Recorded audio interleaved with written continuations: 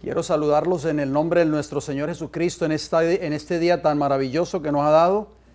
¿Cuántos se sienten felices en el día de hoy, hermanos? Yo me siento feliz. Yo sé que el tiempo tal vez nos ha traicionado, pero tratemos de no mirar el reloj, queridos hermanos, porque hoy es el día del Señor. ¿Estamos de acuerdo? El día del Señor termina la puesta del sol esta tarde, así que tenemos muchas horas por delante para así nosotros escuchar la palabra del Señor y poder entender el mensaje que Dios tiene para nosotros en el día de hoy. ¿Por qué, hermanos? Porque estamos viviendo en tiempos difíciles, en tiempos que verdaderamente nos dicen a las claras de que Cristo está a las puertas. Y nosotros como iglesia remanente debemos de pensar y entender el mensaje que Dios tiene para nosotros. Nosotros como adventistas o creyentes adventistas del séptimo día, ¿sabemos y conocemos el por qué somos adventistas? ¿Sabes tú, querido hermano o hermana, el por qué tú eres adventista? ¿Eres adventista solamente porque llegaste a esta iglesia algún día en tu vida y te gustó y aquí te quedaste? ¿O por qué eres adventista? ¿Te has hecho alguna vez esa pregunta? ¿Cuántos de nosotros hemos escuchado o hemos estudiado o hemos leído acerca del trasfondo adventista? ¿Cómo surgió esta iglesia? ¿Cómo surgió este movimiento? ¿Lo levantó quién? ¿Lo levantó Dios o simplemente fue levantado por hombres? Nosotros hemos leído acerca de la vida de nuestros pioneros adventistas. Conocemos la historia adventista. Hemos estado estudiando ya varios temas los sábados por la tarde acerca de la historia adventista. Es por eso que siempre les exhortamos a los hermanos que se queden para que puedan verdaderamente entender por qué Dios levantó este movimiento adventista. Hoy vamos a estudiar un tema muy interesante, ojalá que me dé el tiempo para terminarlo todo, que lo hemos titulado El Gran Chasco Adventista y su explicación en el santuario. Qué importante, hermanos, que el santuario tiene todas las respuestas a cada una de nuestras preguntas. Por eso nosotros como pueblo adventista, como iglesia remanente, tenemos que entender la doctrina del santuario. ¿Por qué? Porque la verdad que está allí en el santuario es la verdad que Dios tiene para su iglesia remanente en este tiempo del fin. Hablábamos o leíamos la lectura bíblica de Apocalipsis 11:19. Es un texto que todos nosotros conocemos. Nuestros pioneros adventistas, después del chasco de 1844, comenzaron a estudiar profundamente las Escrituras. Y eso es lo que debe estar haciendo la iglesia hoy, el pueblo remanente de Dios. Estar escudriñando profundamente la Escritura. ¿Por qué? Porque ellos sabían, en ese entonces, sabían que la segunda venida de Cristo era inminente. ¿Cuántos años ya han pasado, querida iglesia? ¿Cuántos? Haga la cuenta, estamos ¿en qué año estamos? Y réstele a eso a 1844. ¿Cuántos años han pasado? O sea, más de un siglo ha transcurrido ya de la fecha histórica de 1844.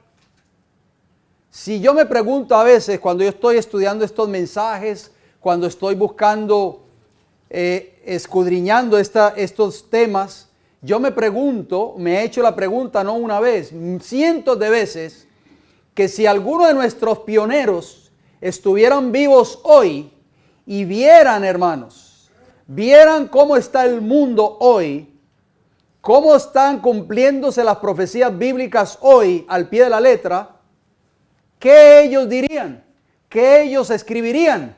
¿Qué ellos predicarían? El templo de Dios fue abierto en el cielo, dice la Escritura. Apocalipsis 11:19. Juan lo vio.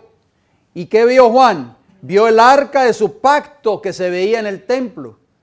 Y hubo relámpagos, voces, truenos y un terremoto y grande granizo. Nosotros conocemos ese texto, lo hemos leído muchas veces. ¿Qué ocurrió allí en ese evento en la historia adventista? Bien, vamos a ver algo muy interesante más adelante. Voy a empezar a leer una declaración que se encuentra en El Conflicto de los Siglos, edición 1911, página 423. En nuestra versión en español es la página 476. Y usted dirá, ¿por qué usted lee la versión en inglés y no la versión en español? Cuando yo comparo, cuando yo estoy estudiando estos temas, pues yo siempre tengo si tengo que buscar una cita del Espíritu de Profecía, tengo el libro en inglés y tengo el libro en español. Y me gusta comparar las dos versiones. Y obviamente la versión en inglés es mucho mejor que la versión en español. ¿Por qué? Porque el lenguaje original de la mensajera del Señor, la autora de este libro, Elena G. de White, era el inglés. Ella no hablaba español. Escribía en inglés, ¿verdad? Y es por eso que si nosotros tenemos pues la oportunidad de entender un poco de inglés o de leer el inglés, pues sería muy bueno consultar esta fuente en su idioma original. Dice así esta declaración, escuchen bien. Dice, el asunto del santuario fue la clave que abrió el misterio del desengaño de 1844. ¿Cuál fue la llave que abrió el misterio del chasco de 1844? El santuario. Aquí está la llave, hermanos. El santuario.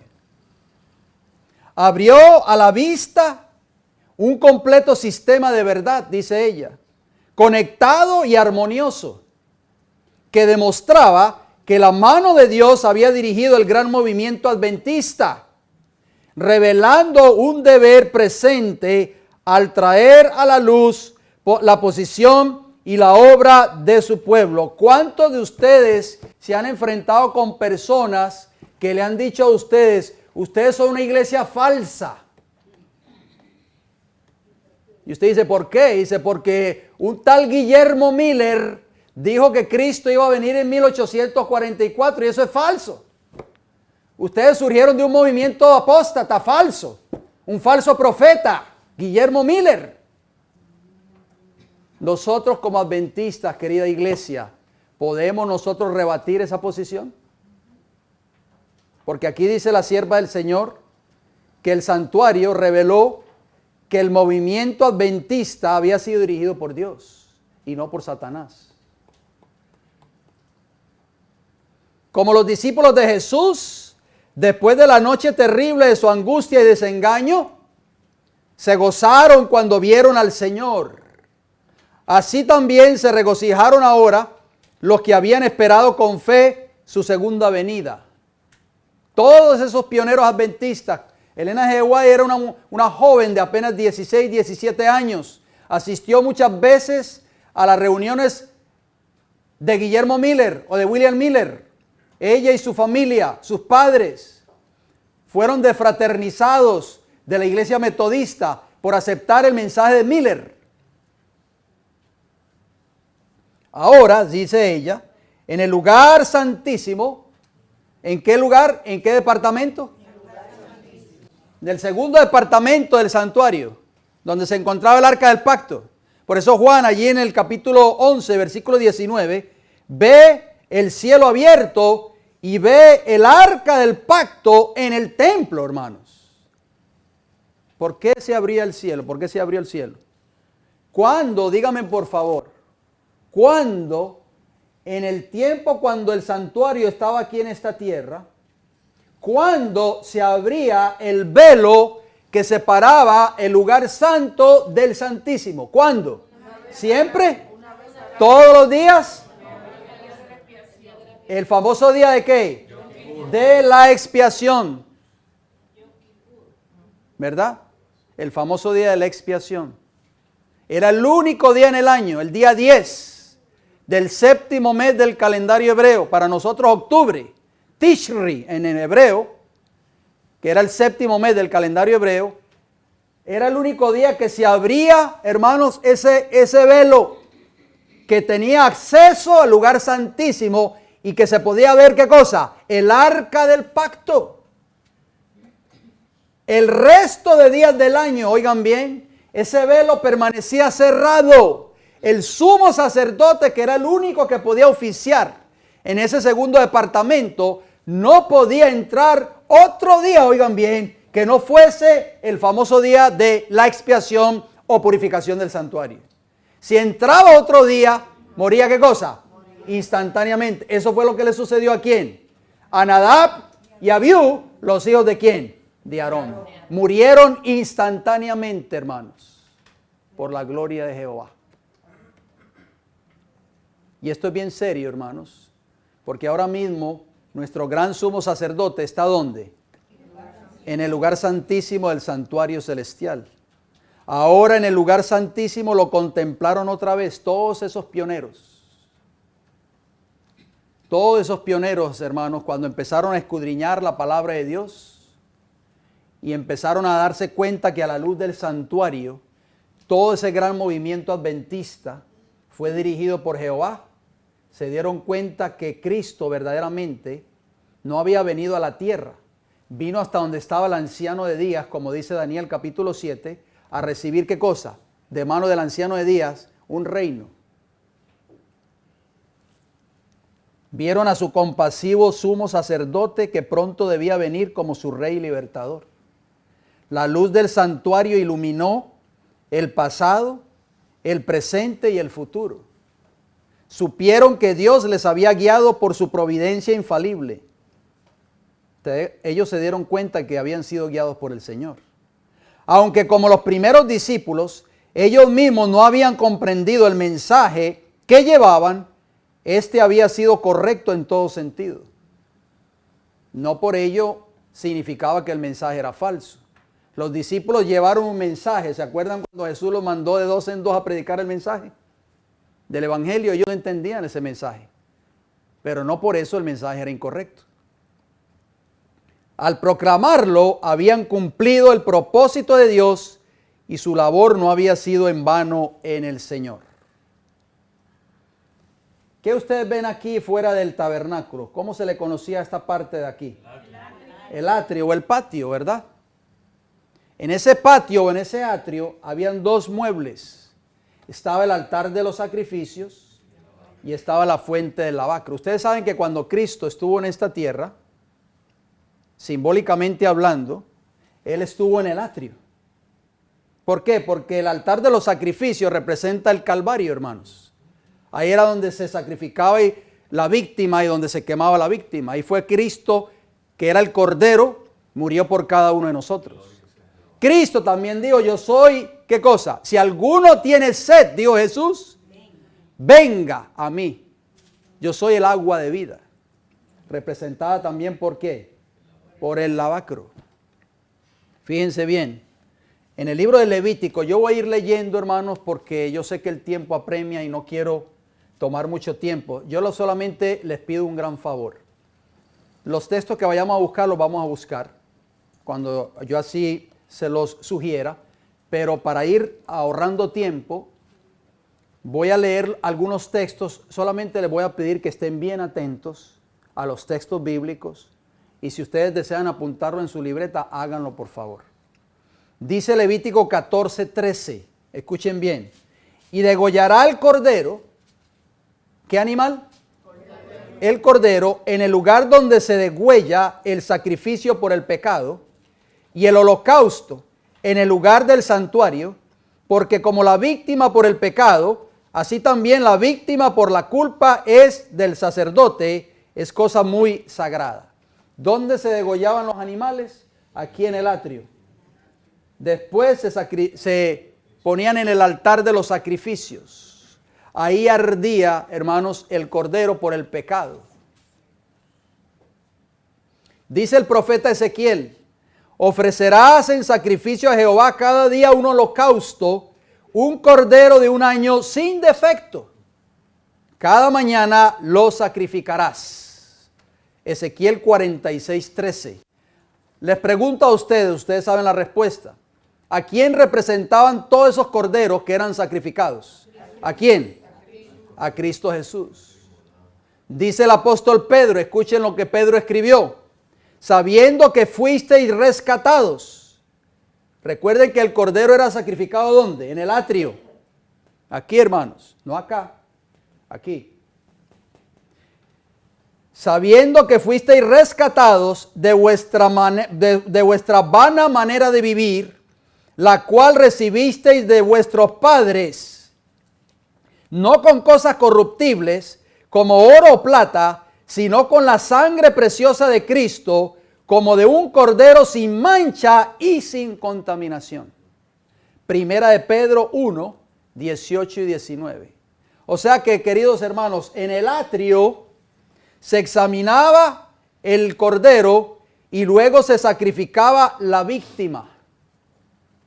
Cristo, que es el Cordero de Dios que quita el pecado del mundo, de acuerdo a Juan capítulo 1, cuando Juan lo ve venir, viniendo, acercándose al Jordán, Juan con su dedo lo apuntó y dijo, he aquí el Cordero de Dios que quita el pecado del mundo. Él fue el sacrificio por cada uno de nosotros. Él fue la víctima. Él fue el que tomó el lugar de nosotros cuando murió por nosotros en la cruz del Calvario. En el atrio, hermanos. Cristo muere en el atrio, tal y como lo enseñaba la doctrina del santuario.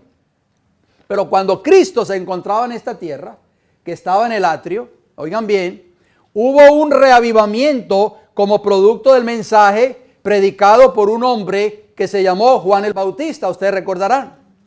Bien, leo la palabra de Dios.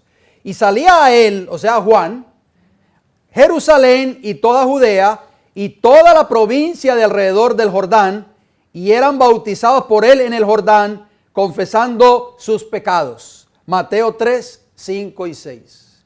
Cuando Juan empezó a predicar este mensaje, arrepentíos y convertíos, porque el reino de los cielos se ha acercado. Las personas comenzaban a salir, como dice allí el texto de Mateo 3, 5, salían de Jerusalén y de toda Judea y de las provincias alrededor del Jordán a escuchar el mensaje que trajo un reavivamiento en el pueblo de Dios, hermanos. Por eso muchos eran bautizados en el Jordán por Juan el Bautista. Noten lo que dice la sierva del Señor. Estoy citando ahora un libro que se llama La Historia de la Redención. Página 375 a la página 377, pero solamente voy a leer un pequeño párrafo. Dice, a veces los instrumentos eran débiles, pero el Espíritu de Dios daba poder a su verdad. Esto fue cuando el movimiento adventista en 1844.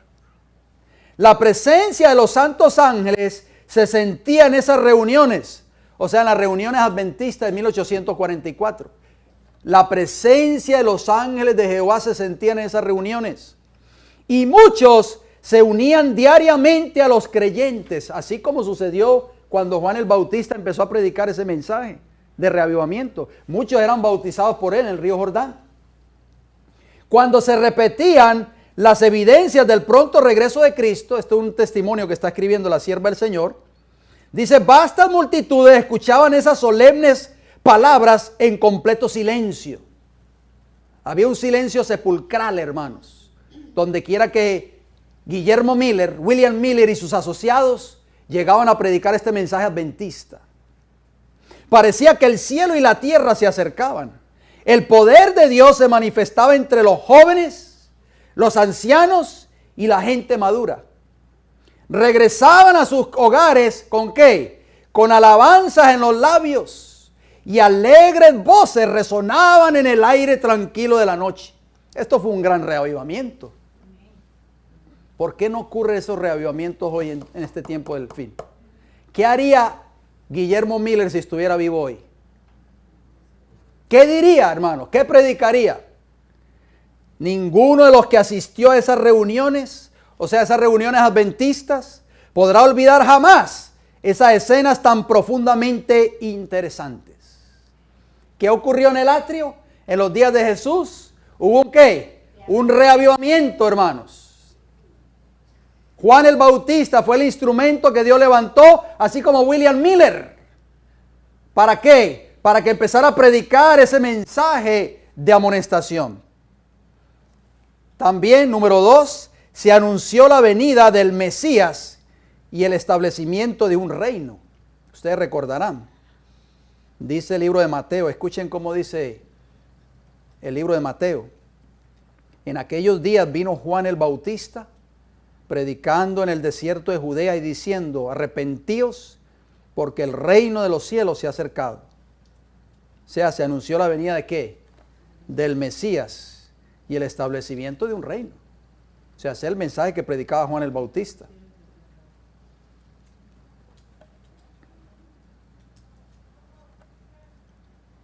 Estamos en el atrio todavía, no se le olvide, por favor.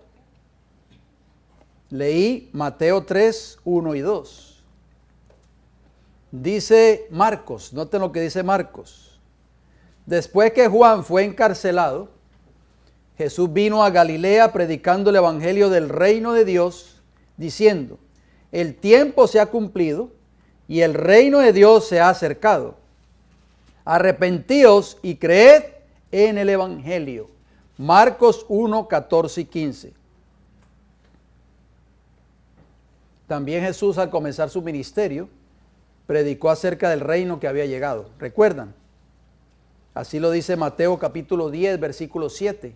Y yendo, o sea, Jesús le dijo a sus discípulos, les dijo, predicad diciendo, el reino de los cielos se ha acercado. O sea, los mismos discípulos, queridos hermanos, predicaron el mensaje del reino de los cielos. Juan el Bautista lo predicó también. Pero ¿qué sucedió? Poco tiempo después, algunos se llevaron un chasco porque no entendían el evento que predicaban. ¿Qué sucedió? Vamos a ver qué nos dice Mateo. Dice Mateo 11, versículos 2 y 3.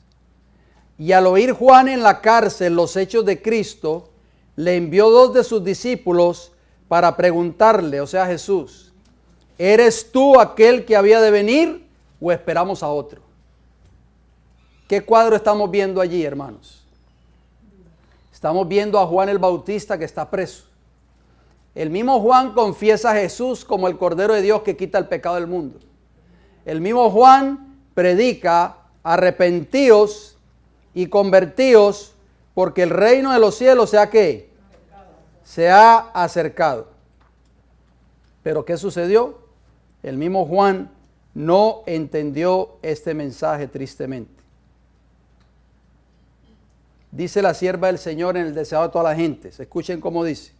Página 186. Como los discípulos del Salvador, Juan el Bautista no comprendía la naturaleza del reino de Cristo.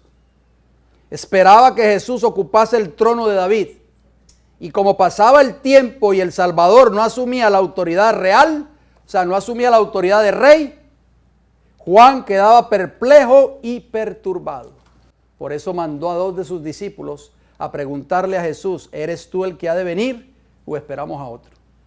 O sea, ni Juan el Bautista, hermano, que predicó este mensaje de reavivamiento, ni los discípulos de Cristo que predicaron este mensaje de reavivamiento, arrepentíos, porque el reino de los cielos se ha acercado, ninguno de ellos entendía el mensaje que predicaban. Muchos de nuestros pioneros, como William Miller o Guillermo Miller, predicaron el mensaje basado en Daniel capítulo 8, versículo 14. La profecía de las 2300 tardes y mañanas.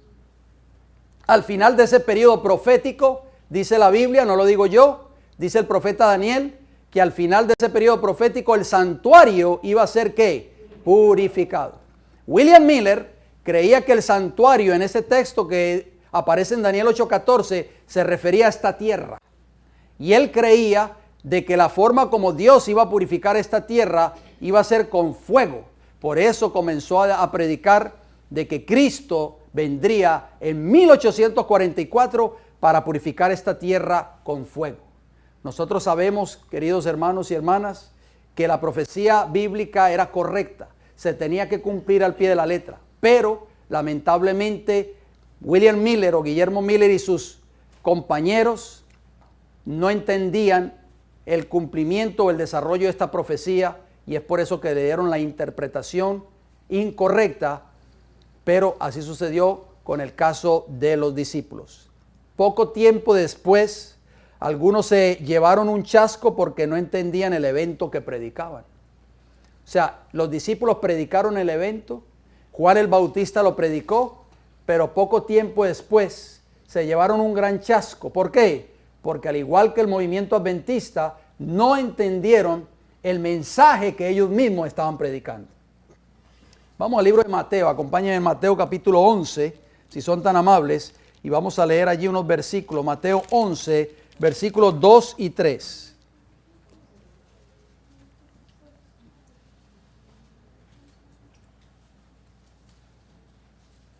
Mire lo que dice Mateo 11, 2.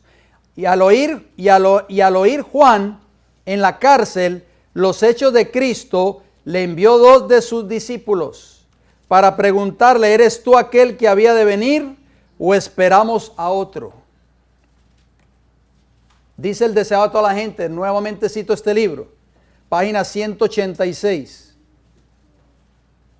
Como los discípulos del Salvador, Juan el Bautista no comprendía la naturaleza del reino de Cristo. Esperaba que Jesús ocupase el trono de David. O sea que Juan, hermanos, no entendía el mensaje que él predicaba. ¿Qué sucedió como producto de esto? Se llevaron un chasco también los discípulos. Vamos al altar de los sacrificios, hermanos. Estamos todavía en el atrio. El altar de los sacrificios. ¿Qué sucedió allí? Un gran chasco y rechazo al mensaje. ¿Qué se ofrecía en el altar de los sacrificios? Se ofrecía el holocausto perfecto en ese altar. ¿A quién apuntaba ese holocausto? A Cristo Jesús. Dice el libro de Levítico, escuchen por favor. Y el fuego encendido sobre el altar, sobre este altar, hermanos, no se apagará, sino que el sacerdote pondrá en él leña cada mañana y acomodará el holocausto sobre él. Aquí se ponía leña, aquí se acomodaba el holocausto y quemará sobre él las grosuras de los sacrificios de paz. Levítico 6, versículo 12. Cristo es la víctima, fue la víctima. Dice el libro de Hebreos, escuchen bien. Dice Hebreos capítulo 7, versículo 27, que no tiene necesidad cada día, o sea Jesús, como aquellos sumos sacerdotes, de ofrecer primero sacrificios por sus propios pecados y luego por los pecados del pueblo, porque esto lo hizo una vez para siempre, ofreciéndose a sí mismo. O sea, querida iglesia, Cristo hoy es sacerdote y también fue víctima por cada uno de nosotros.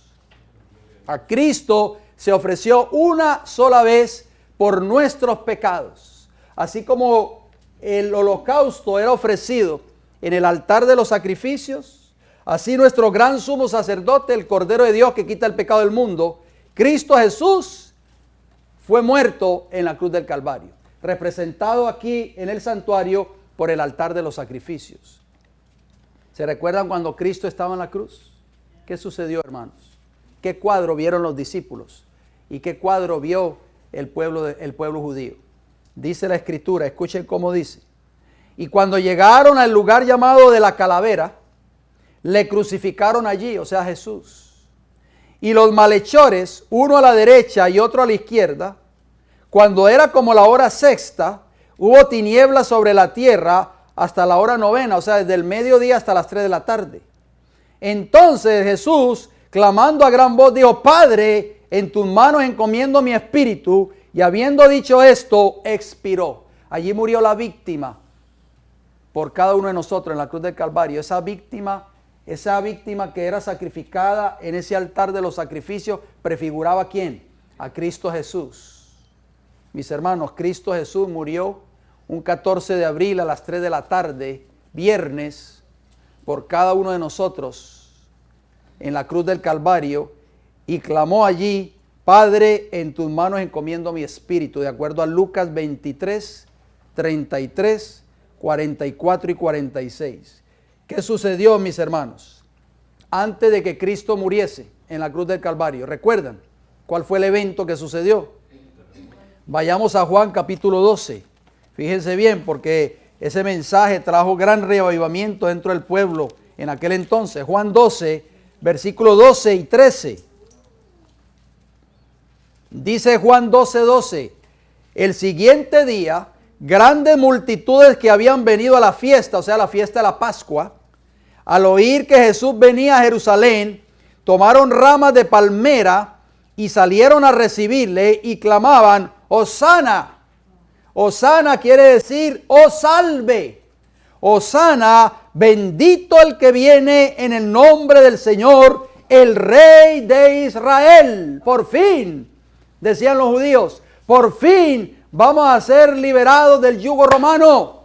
Por fin, Cristo es el Rey que ocupará ¿el qué? El trono de David.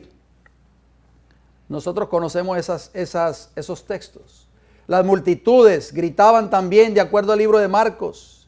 Decían, Hosana, bendito el que viene en el nombre del Señor, de acuerdo a Marcos capítulo 11, versículo 9. Bendito el reino de nuestro Padre David que viene. Hosana en las alturas. Hermanos, ¿qué anhelaban ellos? ¿Anhelaban qué? Un rey. ¿Y qué anhelaban ellos también? Anhelaban el establecimiento de un reino. Esas grandes multitudes con palmas en las manos. Ese famoso día cuando Cristo entra montado sobre un asno triunfante a Jerusalén, esas multitudes pedían dos cosas. Dos cosas. Pedían un rey y pedían ¿qué cosa? Un reino.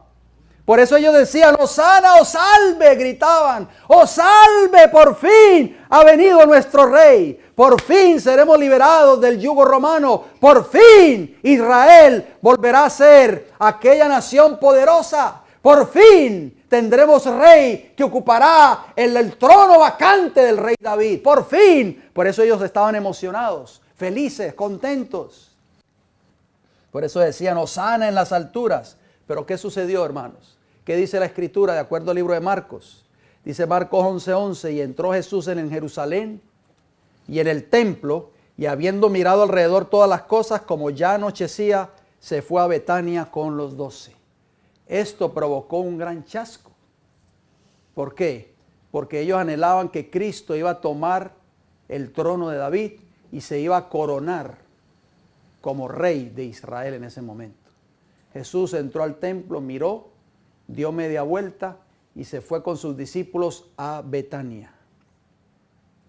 Poco tiempo después de ese evento, ustedes conocen, Cristo es escarnecido por los romanos y por su pueblo y se mofan de él como supuesto rey. Vayamos a Mateo capítulo 27, acompáñenme por favor. Recuerden que todo esto está tomando lugar ¿dónde? En el atrio. Mateo capítulo 27, versículo 29. ¿Qué dice la Escritura? Mateo 27, versículo 29. Dice el Señor en su palabra, y pusieron sobre su cabeza una corona tejida de espinas y una caña en su mano derecha, símbolo como que fuera un cetro, ¿verdad? E hincando la rodilla delante de él, o sea, los soldados romanos, le escarnecían diciendo, salve, oh rey de los judíos. Se hacían a burla, lo escarnecían y se mofaban de Jesús. Los soldados romanos lo golpeaban con la caña en la corona de espinas para que las espinas se le penetraran más profundamente en su cabeza. Se arrodillaban ante él en una forma de escarnio, se mofaban de él y decían, salve, rey de los judíos. ¿Qué dice Mateo 27, 41, hermanos? Mateo 27, 41 y 42. De esta manera, cuando Cristo ya estaba en la cruz, noten el cuadro, vemos el cuadro, vemos el altar de los sacrificios, todo esto toma lugar en el atrio. De esta manera también los principales sacerdotes, escarneciéndole, fue escarnecido por los romanos primeramente, después por los líderes de la nación judía. Dice que escarneciéndole con los escribas y los fariseos y los ancianos, ¿qué decían?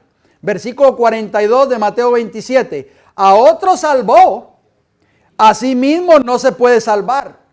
Si es el rey de Israel, descienda ahora de la cruz y creeremos en él.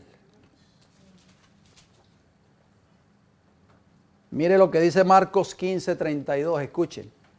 El Cristo, Rey de Israel, descienda ahora de la cruz para que veamos y creamos. También los que estaban crucificados con él le injuriaban. Hermanos, ¿qué sucedió? Todas estas esperanzas se vinieron, ¿qué? Abajo. Tremendo chasco de los discípulos cuando vieron a su Señor y Salvador colgado de la cruz. Cuando creían que Él iba a establecer el reino en esta tierra, ellos fueron y predicaron un mensaje: arrepentíos y convertíos, porque el reino de los cielos se ha acercado, ha llegado, ya es hora, prepárense. Pero cuando vieron el sacrificio, hermanos, a Jesús, se llevaron tremendo chasco, al igual que los pioneros adventistas en 1844. ¿Se recuerdan cuando Jesús iba en camino a Emaús con 2 de sus discípulos? ¿Recuerdan? Veamos el caso en Lucas capítulo 24. Noten lo que sucedió. Lucas 24, versículo 17. Lucas 24, versículo 17 al 21. Noten cómo dice. Cristo intercepta a 2 discípulos que iban camino a Emaús y se une en la caminata con ellos. Y les dice en el versículo 17, ¿qué pláticas son estas que tenéis entre vosotros mientras camináis? ¿Y por qué estáis tristes? ¿Cómo estaban los discípulos de Cristo cuando Cristo muere en la cruz del Calvario? Estaban tristes, estaban chasqueados, hermanos. Al igual que los mileritas, al igual que los adventistas cuando llegó la fecha, el 22 de octubre de 1844, y vieron que Cristo no vino. Hubo un chasco tremendo. Había tristeza en sus corazones. Versículo 18 de Lucas 24, ¿qué dice? Respondiendo uno de ellos, que se llamaba Cleofas, le dijo: ¿eres tú el único forastero en Jerusalén que no has sabido las cosas que en ella han acontecido en estos días? O sea, tú eres el único que no sabe lo que pasó en Jerusalén. Y fíjense que Cristo ya había resucitado, hermanos. Y ellos no se daban cuenta. Versículo 19, ¿cómo dice? Entonces Él les dijo, ¿qué cosas? ¿Qué habrán dicho esos discípulos? Pues este hombre, ¿en qué planeta vive? Y ellos le dijeron, de Jesús Nazareno. ¿No te has enterado? Que fue varón profeta, poderoso en obra y en palabra delante de Dios y de todo el pueblo. Versículo 20. Y cómo le entregaron los principales sacerdotes y nuestros gobernantes a sentencia de muerte y le crucificaron. Pero noten lo que dice el versículo 21. Escuchen las palabras de estos hombres en el versículo 21. Pero nosotros esperábamos que Él era el que había de redimir ¿a quién? A Israel. Y ahora, además de todo esto, hoy es ya el 3er día que esto ha acontecido. Nosotros creíamos que Él era el rey que nos iba a liberar de Roma. Y ya hace 3 días que esto sucedió y las cosas siguen igual. No entendieron el mensaje, hermanos. Por eso se llevaron ese chasco tan grande. Mire lo que dice la sierva del Señor en Primeros Escritos, página 244, hermoso libro. El chasco de los primeros discípulos, oigan bien, representa bien el de aquellos que esperaban a su Señor en 1844. Fui transportada al tiempo cuando Cristo entró triunfantemente en Jerusalén. Los gozosos discípulos creían que Él iba a tomar entonces el reino y reinar como príncipe temporal. Siguieron a su rey con grandes esperanzas, cortando hermosas palmas, sacando sus ropas exteriores y extendiéndolas con celo entusiasta por el camino. O sea, la sierva del Señor vio que ese chasco en el atrio, en el año 31, cuando Cristo muere por nosotros en la cruz del Calvario, se cumplió exactamente en el movimiento adventista en 1844. Pero ¿qué iba a venir después del chasco, hermanos? ¿Qué iba a venir? Iba a venir gozo, ¿verdad? Ustedes saben que Cristo se lo dijo a los discípulos. Acompáñenme en Juan capítulo 16. Escuchen bien las hermosas palabras que vamos a leer en Juan 16, versículo 20. Juan 16, 20. Noten cómo dice el Señor. Estas son palabras de Jesús. Jesús, en compasión, porque amaba a sus discípulos, les dijo estas palabras. De cierto os digo, que vosotros lloraréis y lamentaréis. Jesús sabía, hermanos, que cuando lo vieran en la cruz del Calvario, clavado en la cruz, ellos iban a llorar y iban a lamentar. Y noten cómo les dice Jesús, y el mundo se alegrará. O sea, todos los que no creen en mí se van a alegrar. Pero noten la segunda parte del versículo 20, ¿qué dice? Pero aunque vosotros estéis tristes, vuestra tristeza se convertirá en gozo. Alabado sea el Señor. ¿Cuándo se convirtió esa tristeza en gozo, hermanos? Cuando vieron a su Señor resucitado, hermanos. ¿Qué le dice el Señor allí al profeta en la isla de Patmos? Acompáñenme en Apocalipsis 10, que es exactamente, hermanos, lo que ocurrió con el movimiento adventista. Apocalipsis capítulo 10, versículo 9 y versículo 10. 10, 9. Dice, y fui al ángel diciéndole que me diese el librito. Ustedes saben que ese librito es la porción de las profecías de Daniel. Nosotros todos lo hemos estudiado, lo sabemos. Y él me dijo, toma y cómelo. Y te amargará el vientre, pero en tu boca será dulce como la miel. O sea, ¿y qué iba a hacer ese librito? Le iba a ¿qué? Amargar el vientre. Versículo 10. Entonces tomé el librito de la mano del ángel. Y a propósito, ese ángel de Apocalipsis 10, ¿a quién representa? A Cristo Jesús. Dice que tomó el librito de la mano del ángel y lo comí. Y era dulce en mi boca como la miel, pero cuando lo hube comido, amargó mi vientre. ¿Qué representa eso, hermanos? Ese representa el chasco adventista. El mensaje trajo gozo. El mensaje de la venida de Cristo en ese entonces trajo gozo, ya lo leímos. Las personas iban a las reuniones adventistas, no se oía quizás, hermanos, nada. Las personas escuchaban los mensajes de Guillermo Miller y sus colaboradores y quedaban en estupefacto, quedaban impresionados, salían gozosos cantando de regreso a sus hogares. Dice que los cantos de ellos, dice la sierva del Señor, lo leímos, dice que llenaban los aires de la oscura noche cuando iban en camino de regreso a sus hogares. Ese mensaje trajo gozo en sus corazones, pero lo que ellos no sabían es que posteriormente iba a amargar sus vientres. ¿Por qué? El chasco de 1844 trajo amargura a muchos de estos adventistas en ese entonces. Nosotros tenemos que estudiar la historia adventista, queridos hermanos. Mire lo que dice la sierva del Señor. Estoy leyendo de Mensajes Selectos, el tomo 1. Apúntenlo para que ustedes lo puedan estudiar después. Mensajes Selectos, tomo 1, página 241, dice: muchos de nuestros hermanos no comprenden cuán firmemente han sido establecidos los fundamentos de nuestra fe. 241. Mensajes Selectos, tomo 1. Dice la sierva del Señor que muchos de nuestros hermanos adventistas no comprenden cuán firmemente han sido establecidos los fundamentos de nuestra fe. La gran mayoría de los adventistas hoy, tristemente, no entienden o no comprenden el mensaje adventista. Muchos de ellos están siendo bautizados en la iglesia, pero es por pura emoción, no por un convencimiento de la verdad. Dice ella, mi esposo, ¿quién era el esposo de la hermana White? Jaime White.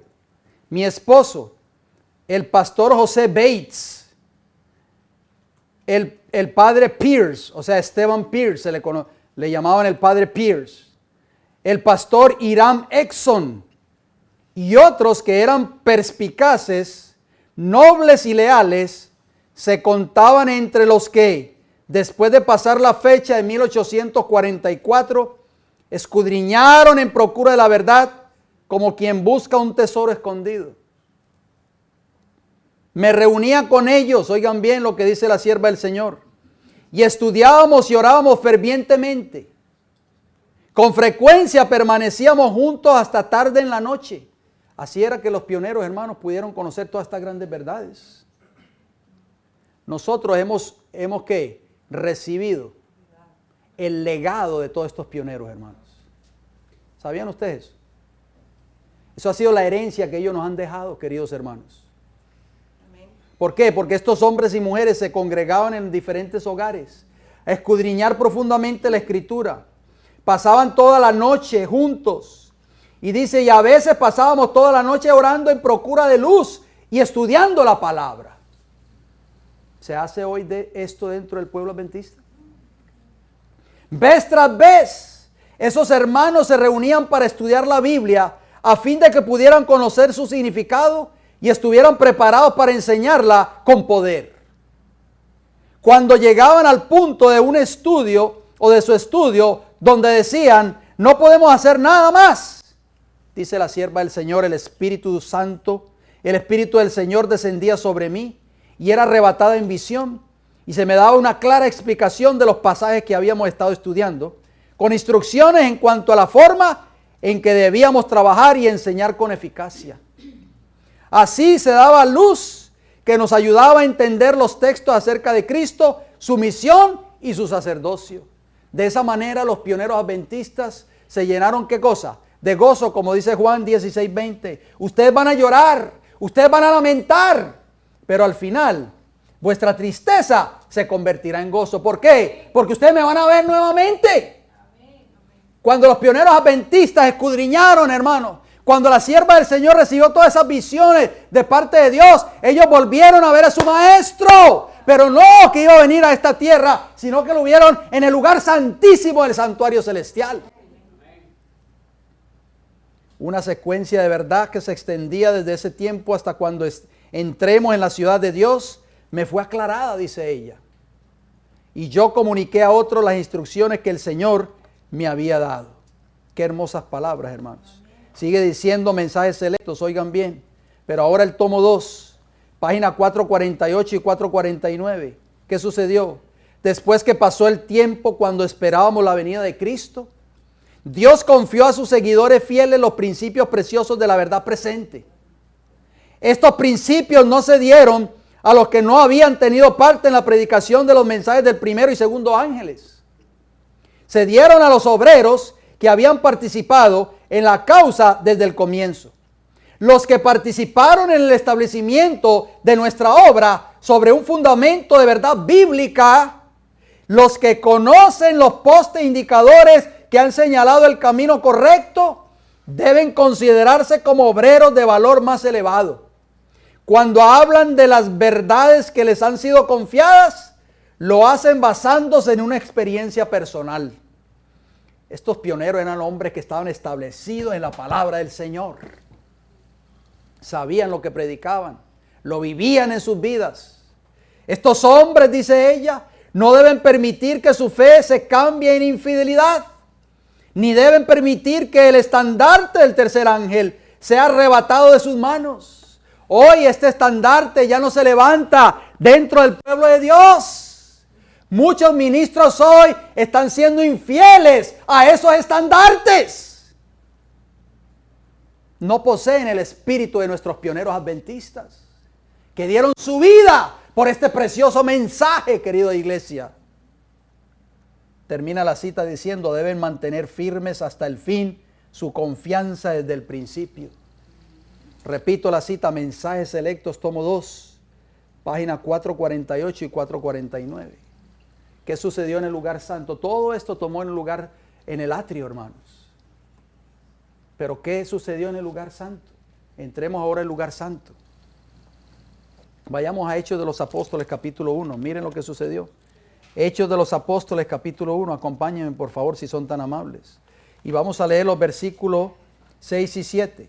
Esto toma lugar, querida iglesia, 40 días después de la resurrección de Cristo.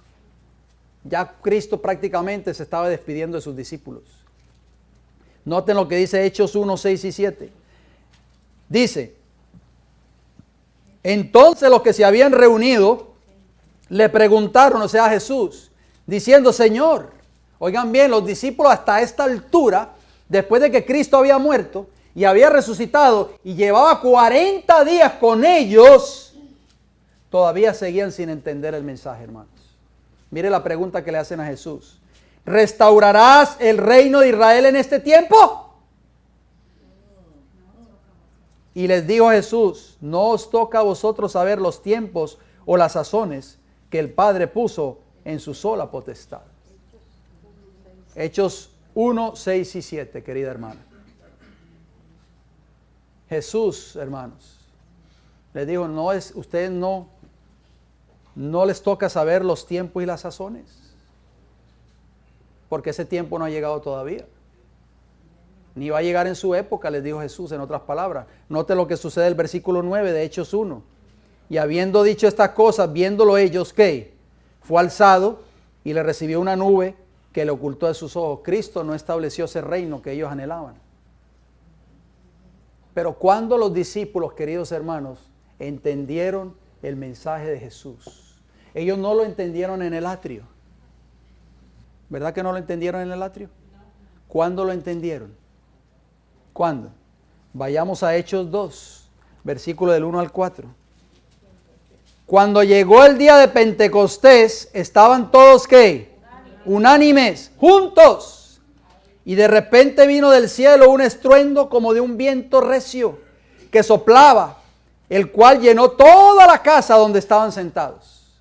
Y se les aparecieron lenguas repartidas como de fuego, asentándose sobre cada uno de ellos, dice el versículo 3. Y el versículo 4, noten cómo termina. Y fueron todos, ¿cuántos? Todos llenos del Espíritu Santo y comenzaron a hablar en otras lenguas, o sea, en otros lenguajes, según el Espíritu les daba que hablasen. ¿Cuándo sucedió esto, hermanos? En Pentecostés. Ustedes saben que Cristo les había hablado de este evento. Escuchen estas palabras de Jesús, mucho antes de que Cristo muriera en la cruz, mucho antes de que resucitara y por supuesto mucho antes de que subiera al cielo. Escuchen las palabras que Jesús le dijo a los discípulos. Jesús les dijo, esto les dijo del Espíritu que habían de recibir. Ya lo estamos leyendo en Hechos, capítulo 2, versículo del 1 al 4. El Espíritu que habían de recibir los que creyesen en Él, pues aún no había venido el Espíritu Santo, porque Jesús no había sido aún, ¿qué? Glorificado. Juan 7:39. O sea, Cristo les dice a los discípulos, yo no voy a derramar mi espíritu, o sea, el Espíritu Santo, hasta que prácticamente yo sea, ¿qué? Glorificado. Y vemos que en Hechos 2, del versículo del 1 al 4, toma lugar ese evento, hermanos. O sea, eso significaba que Cristo, al derramar el Espíritu Santo en ocasión de Pentecostés, Jesús había sido, ¿qué? Glorificado, ¿dónde? En el cielo. Leo otro texto, escuchen bien, apunten. Estas cosas no las entendieron sus discípulos al principio. Ellos no entendían el mensaje de Jesús. Pero cuando Jesús fue glorificado, entonces se acordaron de que estas cosas estaban escritas acerca de Él y de que las habían hecho. Y de que se las habían hecho. Juan 12:16. ¿Cuándo entendieron los discípulos completamente el mensaje que Cristo había venido a proclamar en esta tierra, hermanos? ¿Cuándo? Cuando fue derramado el Espíritu Santo en ocasión del Pentecostés. Cuando Cristo fue glorificado. Escuchen lo que dice el libro de Hechos de los Apóstoles. Presten atención, por favor. Voy a leer la cita primero y después le doy la página. Porque quiero que escuchen primero la declaración, por favor. Dice así la sierva del Señor. El derramamiento pentecostal era la comunicación del cielo, oigan bien, El derramamiento pentecostal, o sea, el derramamiento del Espíritu Santo, era la comunicación del cielo de que el Redentor había iniciado su ministerio celestial. ¿Dónde estaba Jesús cuando el Espíritu Santo fue derramado sobre esta tierra? ¿Dónde? En el lugar santo, hermanos.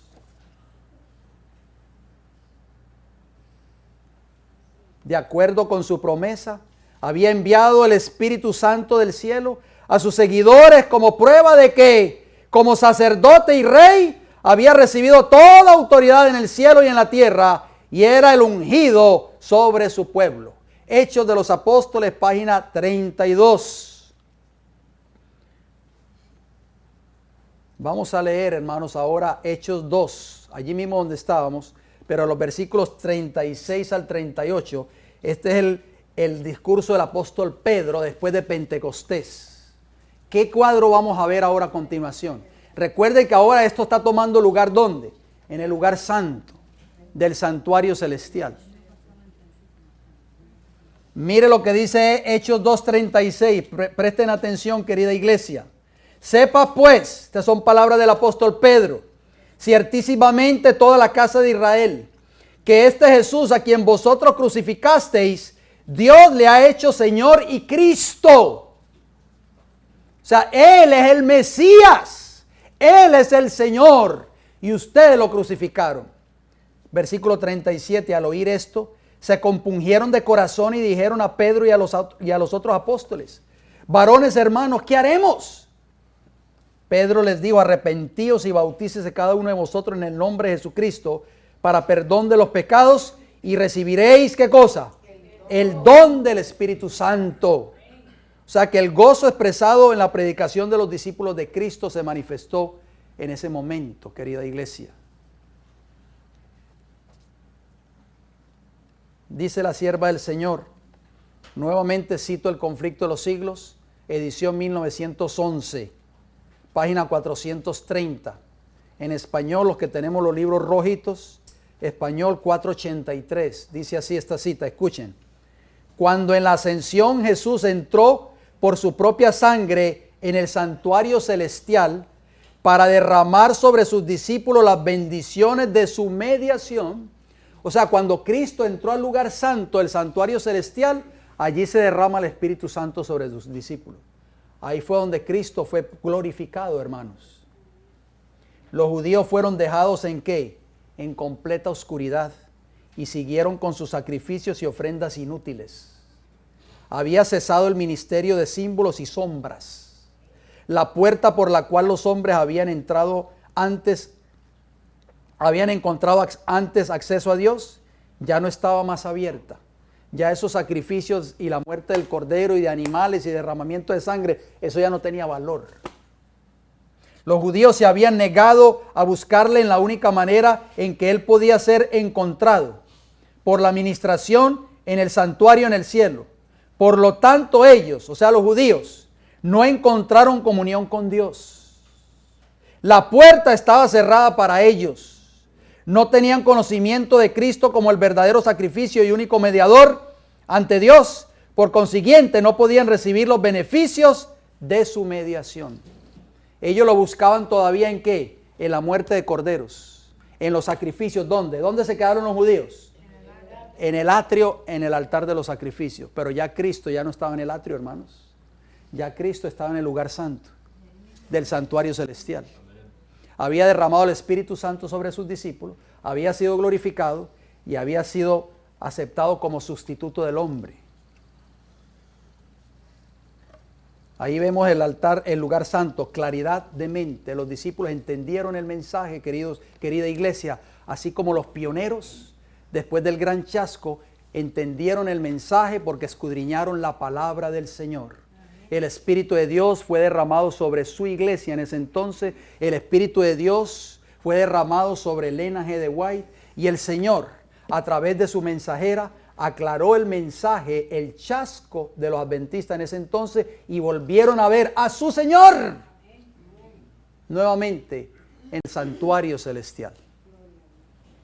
Pasemos ahora al lugar santísimo, hermanos. En el lugar santísimo, ¿qué vemos?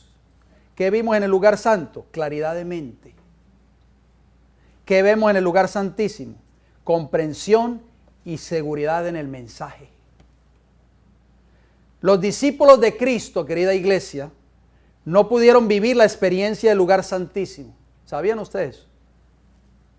Ya que Cristo permaneció en el lugar santo desde su ascensión en el año 31, o sea, 40 días después de que Él muere en la cruz del Calvario, hasta el año 1844. ¿Qué tiempo permaneció Jesús en el lugar santo? Desde el año 31, cuando Él subió al cielo y se despidió de sus discípulos, hasta el año 1844. Por eso los discípulos de Cristo no pudieron vivir la experiencia del lugar santísimo, porque ya habían muerto. ¿Cuánto tiempo duró? Desde el año 31 hasta el año 1844 hay un periodo de 1813 años. A nosotros, querida iglesia, como pueblo remanente, nos ha tocado vivir la experiencia de estos últimos días, la obra final de nuestro gran sumo sacerdote en el lugar santísimo del santuario celestial. Alabado sea el Señor. Amén. Los discípulos de Cristo no pudieron vivir esa experiencia, porque Cristo permaneció en el lugar santo 1813 años.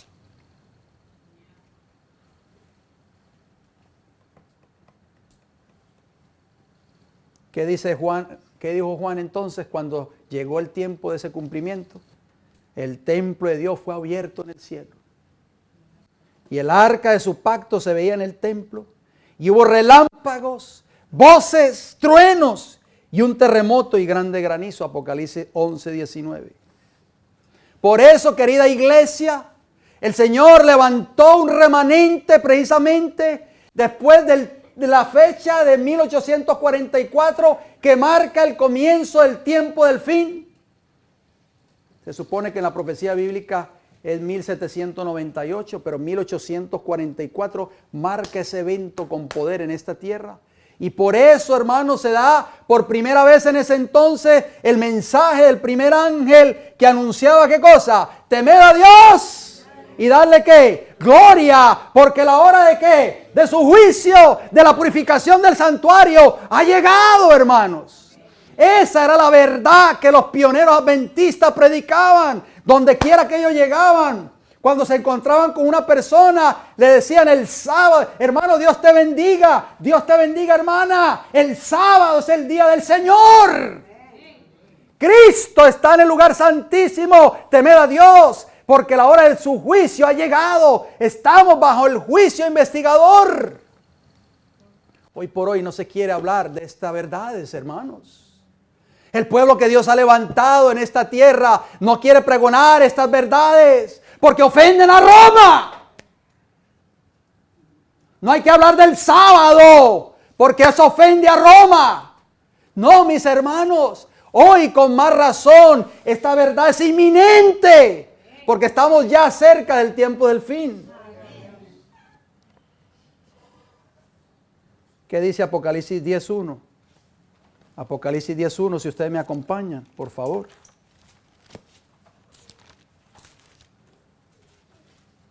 Y vi descender del cielo otro ángel fuerte, envuelto en una nube, con el arco iris sobre su cabeza. Ese ángel es Cristo Jesús. Y su rostro era como el sol, y sus pies como columnas de fuego. Versículo 2, tenía en su mano un librito abierto, el libro de Daniel que ha sido abierto en estos postreros días. Y puso su pie derecho sobre el mar y el izquierdo sobre la tierra. Versículo 6 de Apocalipsis 10. Y juró por el que vive por los siglos de los siglos, que creó el cielo y las cosas que están en él, y la tierra y las cosas que están en ella, y el mar y las cosas que están en él, que el tiempo no sería ¿qué? Más. ¿Qué significa esos textos que acabamos de leer, querida iglesia? Ya estamos terminando. ¿Qué tiempo estaba hablando allí? El Señor. Ustedes tienen una matutina en sus hogares que se llama Cristo Triunfante. ¿Cuánto la tienen? Apunten esta fecha, 3 de diciembre, página 346. Escuchen esta hermosa declaración de la mensajera del Señor. 3:16. Hablando de ese ángel de Apocalipsis 10, escuchen. El ángel poderoso que instruyó a Juan era nada menos que Cristo. Cuando coloca su pie derecho en el mar y su pie izquierdo sobre la tierra seca, muestra la parte que desempeña en las escenas finales del gran conflicto con Satanás. Juan ve el librito al cual le han quitado los sellos. De esto se deduce que las profecías de Daniel tienen su aplicación en la proclamación al mundo de los mensajes del primero, del segundo y del tercer ángel. Es por eso que Roma ha levantado un sistema, mis hermanos, que se llama ecumenismo, para contrarrestar, para silenciar la obra del pueblo de Dios en esta tierra, en predicar estos tres mensajes en el tiempo del fin. Cada vez que hay estas reuniones ecuménicas promovidas por Roma, ¿qué hacen estas personas allí? No hablemos de nuestros puntos que nos dividen. No hablemos de nuestras doctrinas. Hablemos de la paz y de la unidad. De esa manera Roma, hermanos, está silenciando el mensaje de los tres ángeles. Pero Dios te está llamando a ti, querido hermano. Querido hermano, te está llamando a ti para que levantemos nuevamente en este tiempo del fin el estandarte del mensaje de los tres ángeles. Noten cómo sigue diciendo la cita. La apertura del librito era el mensaje en relación con el tiempo. Los libros de Daniel y el Apocalipsis son uno.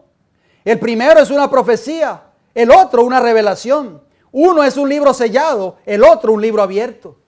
Este tiempo, el que el ángel declara con un solemne juramento, no es el fin de la historia del mundo, ni del tiempo de gracia, sino del tiempo profético que precederá al advenimiento de nuestro Señor. Es decir, la gente no tendrá otro mensaje acerca de un tiempo definido. Después de ese lapso, que ahora abarca desde 1842 a 1844, oigan bien, hermanos, no puede haber ningún cómputo definido de tiempo profético.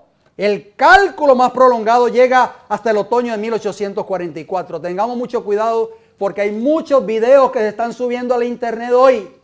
Son miles y miles y miles de personas que están poniendo fechas. Fechas, por ejemplo, cuando viene la ley dominical. Fechas cuando viene el tiempo del cierre de gracia. Fechas, por ejemplo, cuando comienza el juicio por los vivos.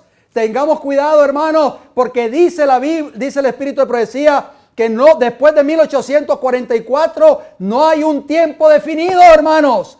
Todas las profecías bíblicas, todo cálculo prolongado llegó hasta 1844. Muchos hoy están tomando profecías como las 1260 días y la están aplicando para este tiempo del fin. Todas esas profecías se cumplieron. La profecía de los 2260 días se cumplió en 1798. Comenzó en el año 538 cuando el papado subió al poder. 1260 años de opresión papal, de supremacía papal en esta tierra. Y cuando recibe la herida de muerte por manos de Francia Atea, el Papa es llevado cautivo ¿a quién? A Francia. Ahí termina el periodo profético de los 1260 años, en 1798. Cuando ustedes escuchen un predicador en YouTube, no importa quién sea, no importa si es pastor o no es pastor, y aplique ese periodo de tiempo para la ley dominical, ese no es un mensaje dirigido por Dios. Porque todos los cómputos proféticos, hermanos, terminaron en 1844. Sigue diciendo la cita. La posición del ángel, un pie sobre el mar y el otro sobre la tierra, significa la extensión de la proclamación del mensaje. Cruzará los anchos océanos y será proclamado en otros países en todo el mundo. La comprensión de la verdad, la alegre recepción del mensaje están representadas por el acto de devorar el librito. La verdad en cuanto al advenimiento de nuestro Señor es un precioso mensaje para nuestras almas. Qué maravilloso. Cristo triunfante, página 346. Termino con unos textos más y con una cita más. Vayan conmigo al Hebreos, por favor, si son tan amables. Hebreos capítulo 9. Tengan la bondad, querida iglesia. Hebreos 9, versículo 24 al 26. 9:24. Hebreos 9:24 al 26. Noten cómo dice. Porque no entró Cristo en el santuario hecho de mano, figura del verdadero, sino ¿dónde? En el cielo mismo. Estamos hablando ahora ya del lugar santísimo, comprensión y seguridad en el mensaje. En el cielo mismo, para presentarse ahora por nosotros ante Dios. Y no para ofrecerse muchas veces como entra el sumo sacerdote en el lugar santísimo, cada año con sangre ajena. ¿Cuál es el contexto de estos textos que estamos leyendo aquí? ¿De qué departamento está hablando el apóstol allí? El lugar santísimo. Era el único departamento que entraba el sumo sacerdote una vez al año. Versículo 26 de Hebreos 9, noten cómo dice. De otra manera le hubiera sido necesario padecer muchas veces desde el principio del mundo. Pero ahora, dice el apóstol, en la consumación de los siglos, se presentó una vez para siempre por el sacrificio de sí mismo. ¿Para qué? Para quitar de en medio el pecado. Y esto es exactamente lo que está haciendo Cristo en el lugar santísimo. Está borrando o quitando nuestros pecados. Todo el movimiento adventista, querida iglesia, si usted dudaba alguna vez de si soy adventista o no, o si debo de ser adventista o no, a través de la escritura nos hemos podido dar cuenta de que todo el movimiento adventista, hermano, estaba siendo profetizado, o fue profetizado por el Señor a través del santuario. Dios levantó a esta iglesia, hermanos. Dios levantó a este pueblo remanente en el tiempo del fin. Termino con esta declaración. Conflicto de los siglos, edición 1911, página 485. En español, la página 539. Noten cómo termina la sierva del Señor diciendo: la obra del juicio investigador y el borrar los pecados deben completarse antes del segundo advenimiento del Señor. Eso es exactamente lo que Cristo está haciendo en el lugar santísimo a partir del año 1844, hermanos. Ya que los muertos han de ser juzgados por las cosas escritas en los libros, es imposible que los pecados de los hombres deban ser borrados hasta después del juicio, en que sus casos han de ser investigados. Pero el apóstol Pedro dice terminantemente que los pecados de los creyentes serán borrados cuando vengan de la presencia del Señor los tiempos de refrigerio y Él envía a Jesucristo, de acuerdo a Hechos 3:19. ¿Cuándo van a venir los tiempos de refrigerio? Cuando se derrame, ¿qué cosa? La lluvia tardía, hermanos. Nosotros hemos oído hablar mucho de la lluvia tardía, ¿verdad que sí? Desde que yo soy adventista, casi por 40 años, vengo escuchando de que la lluvia tardía va a ser derramada sobre la iglesia. Pero recuerde, no va a ser derramada sobre aquellos que estén viviendo en pecado. Y cuando venga el derramamiento de la lluvia tardía, hermanos, nuestros pecados ya han sido ¿qué? Borrados. No perdonados solamente, borrados. Por eso es que tenemos que entender bien este mensaje, hermanos. Esto no es un juego. Ahora mismo estamos en la fecha más solemne de la historia de esta tierra. Tenemos que tomar una decisión hoy antes de salir de este lugar. ¿Y cuál es esa decisión? La decisión de arrepentirme de todos mis pecados. Y por la gracia de Cristo Jesús, abandonarlos. Renunciar a ellos. ¿Para qué? Para que cuando mi nombre sea llamado a juicio, mis pecados sean ¿qué? Borrados. Nuestros pecados no pueden ser borrados, querida iglesia, mientras no nos hayamos arrepentido de ellos y mientras no los hayamos abandonado. Termina la declaración diciendo: cuando el juicio investigador haya concluido, Cristo vendrá y su recompensa estará con él para dar a cada hombre, o a cada mujer por supuesto, cual sea según sus obras. Hermanos, ya Cristo lleva más de un siglo haciendo la obra de borrar los pecados de su pueblo. ¿Cuánto tiempo más Jesús esperará por ti y por mí? Esa es la pregunta que debemos hacernos en esta hora. Pensar, hermanos, en qué dirección va tu vida. ¿Qué dirección va tu vida hoy? ¿Hacia la salvación o hacia la perdición? Y es por eso que Dios trae estos mensajes, para que nosotros reflexionemos, para que meditemos, para que hagamos cambio en nuestra vida, en nuestros hogares, en nuestra vida personal, en fin, para que nos entreguemos completamente a Jesús antes de que termine, ¿qué cosa? La obra de mediación. Al terminar la obra de mediación en el lugar santísimo, se cierra la gracia para toda la humanidad. ¿Estamos nosotros preparados, hermanos? ¿Estamos nosotros preparados para ser sellados? Si tenemos que ir al descanso, ¿vamos a ir con la seguridad de que hemos sido sellados? Tenemos que estar seguros de eso, querida iglesia. Vamos a ir de rodillas, por favor, para ir terminando con una oración.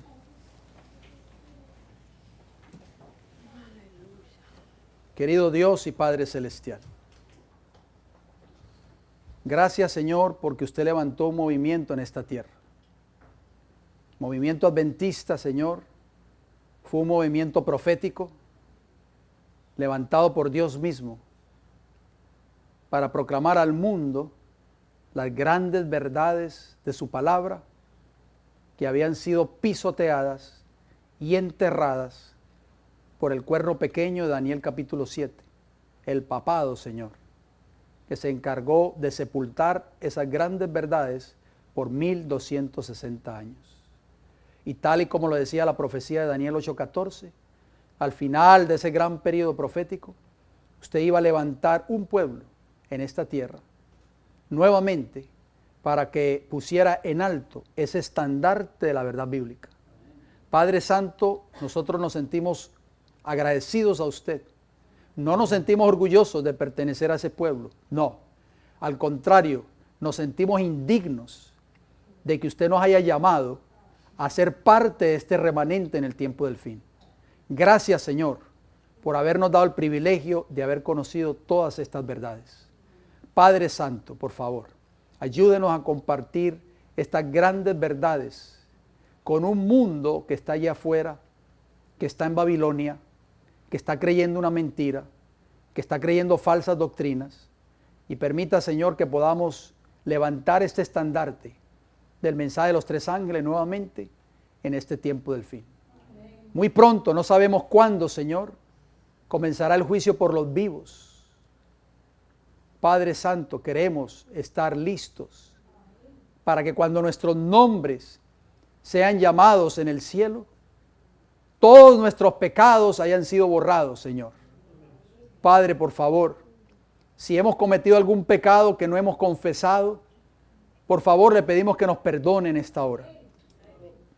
Si tenemos en nuestros corazones todavía resentimiento en contra de algún hermano o hermana, orgullo, rabia, amargura, le pedimos, Padre, que usted nos perdone, Padre.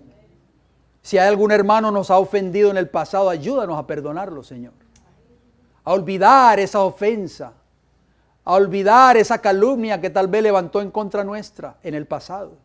A olvidarlo, Señor, así como Jesús en la cruz le dijo a su Padre, perdónalos, porque no saben lo que hacen.